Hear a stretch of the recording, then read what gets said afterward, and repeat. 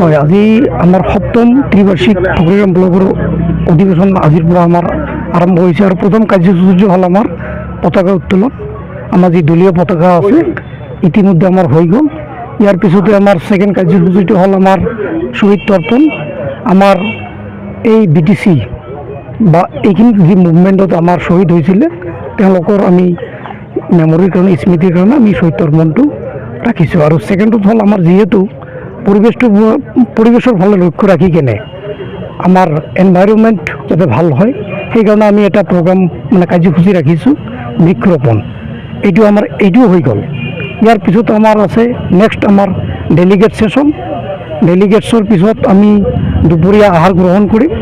দুপৰীয়া আহাৰ গ্ৰহণৰ পিছত আমাৰ আছে আজিৰ যি সাধাৰণ সভা বা মুকলি সভা, এইটো আছে আমাৰ কাৰ্যসূচী। মুকলি সভাত চেণ্ট্ৰেল বা ডিষ্ট্ৰিক্টৰ পৰা হয়, আহিব। আমাৰ যি চেণ্ট্ৰেল কমিটি আছে, চেণ্ট্ৰেল কমিটিৰ আমাৰ যিজন আমাৰ এইখন সমষ্টিৰে বিধায়ক হয় তেওঁক আমি সভাত মুখ্য অতিথি হিচাপে ৰাখিছোঁ। আৰু আমাৰ BPF দলৰ উপসভানেত্ৰী তথা অসম চৰকাৰৰ প্ৰাক্তন মন্ত্ৰী শ্ৰীমতী প্ৰমীলা বাইদেউ তেখেতো আছে। তেখেতে আমাৰ মুকলি সভাৰ উদ্বোধনী ভাষণ তেওঁ দিব। আৰু আমাৰ বিশেষকৈ যিহেতু আমাৰ ঠকুৰিগ্ৰাম ব্লকৰ অধিৱেশন, সেই মৰ্মে আমাৰ কোকৰাঝাৰ জিলা কমিটিৰ বিভিন্ন সভাপতি সম্পাদক বিভিন্ন বিষয়ববীয়া তেখেতৰ লগতে আমাৰ কোকৰাঝাৰ জিলা ইউথ কমিটিৰ প্ৰেচিডেণ্ট জেনেৰেল ছেক্ৰেটাৰী, অমেনৰ প্ৰেচিডেণ্ট জেনেৰেল ছেক্ৰেটাৰী আদিকে ধৰি বিভিন্ন চেলৰ সভাপতি সম্পাদক ডাঙৰীয়াসকল আমাৰ অতিথি হিচাপত আমাৰ এই কাৰ্যসূচীত থাকিব। ইতিমধ্যে ডেলিগেট ছেশ্যন ষ্টাৰ্ট হ'ব। আপোনালোকৰ ডেলিগেট ছেশ্যন কি কি বিষয়ত আলোচনা কৰিব? আমাৰ ডেলিগেট ছেশ্যনত আমাৰ প্ৰথমত কাৰ্যসূচী হ'ল আমাৰ কমিটিখন যিখন আছে এই কমিটিখন আমাৰ এই ডেলিগেট ছেশ্যনৰ পুৰণা কমিটিখন আমাৰ ভংগ হ'ব।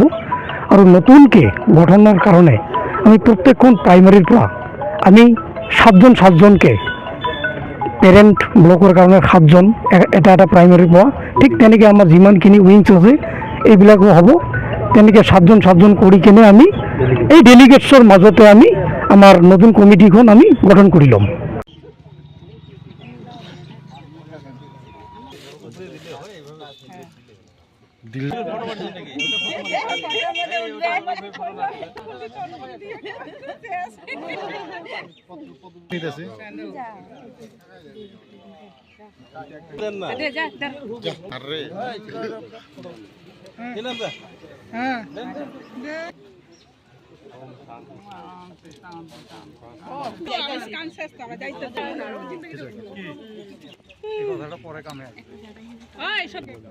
একদম মানে একদম নূৰ কয়েক দিয়ে আবাৰ ফটো বলে